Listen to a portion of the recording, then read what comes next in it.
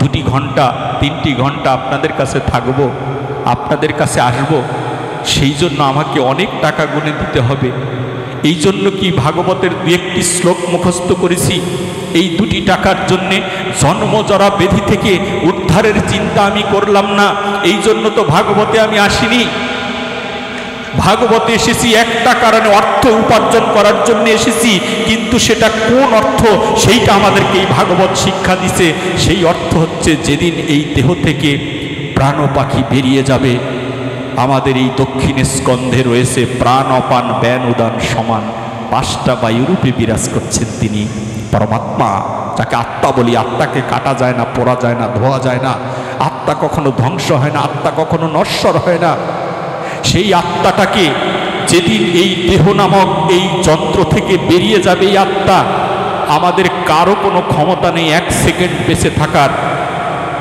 এই আত্মাটা যেদিন বেরিয়ে যাবে, সেদিন এই আত্মা নামক এই বস্তুটা ঘুরতে ঘুরতে গিয়ে ভবনদীর পারে গিয়ে দাঁড়াবে।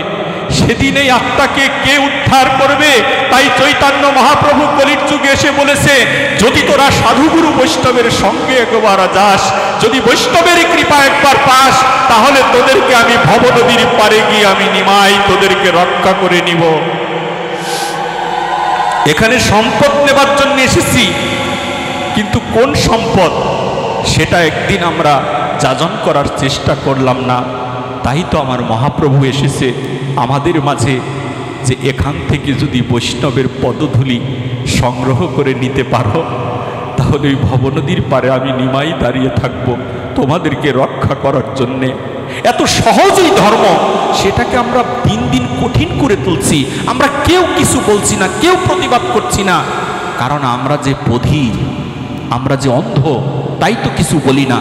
আমার হাত যদি বাধা থাকে, আপনার হাত যদি বাধা থাকে, আমি কি করে আপনার হাতের বাঁধন খুলে দিব? যেই লীলা আমাদের হরিদাস ঠাকুর করেছেন, হরিদাস ঠাকুর শুদ্ধ বলে লক্ষ হীরার মতো পতিতা উদ্ধার হয়ে গিয়েছে। তদ্রূপ যিনি প্রচার করবেন তাকে শুদ্ধ হতে হবে। তার মুখ নামক ইন্দ্রিয়টা যদি শুদ্ধ না হয়, তাহলে শুদ্ধ দ্বার না হলে কোনোদিন ওই শুদ্ধ বস্তু ওই দ্বার দিয়ে কখনো বের হয় না। শুদ্ধ দ্বার প্রয়োজন রয়েছে, শুদ্ধ দ্বার ছাড়া শুদ্ধ বস্তু কোনোদিন বের হবে না।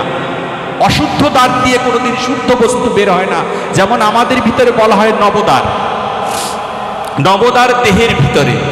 এই দেহের মধ্যে 9টা দ্বার আছে।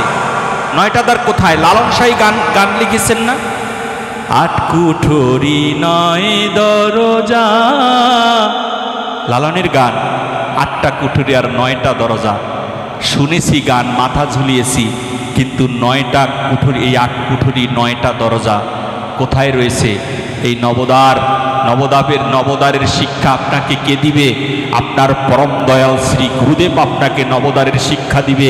কিন্তু সমস্যা হচ্ছে, গুরুদেব বাড়িতে আসে বড় বড় বাটিতে করে তেল নিয়ে আমরা পায়ে তেল মালিশ করি।